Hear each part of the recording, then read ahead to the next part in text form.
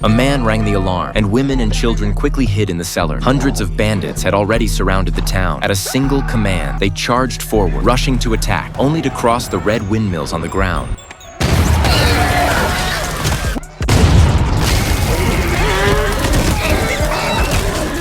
From inside the tents, hidden defenders opened fire, using traps to catch the bandits off guard. On the flanks, more raiders tried to break in, but the trench line moved fast to block them.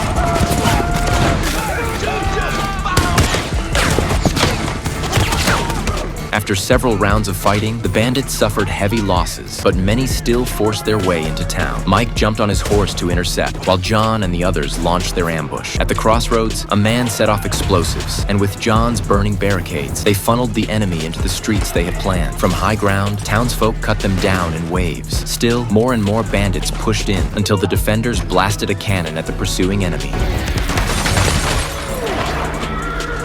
Seeing his men falling fast, Andy ordered in his trump card, a heavy Gatling gun. Just as the townsfolk were closing in on his forces, a storm of bullets tore through the streets.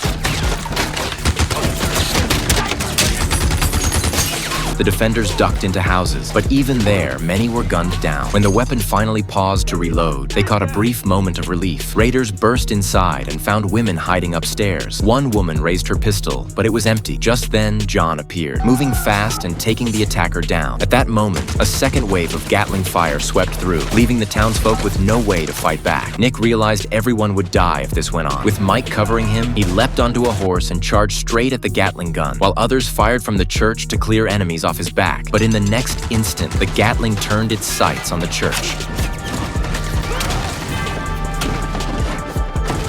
As Nick closed in, the bandits opened fire. Hit by several bullets, he fell from his horse, but somehow struggled back to his feet. He staggered right up to the enemy, only to be shot down again. The bandits laughed at his foolishness, never noticing the stick of dynamite Nick had pulled from his coat.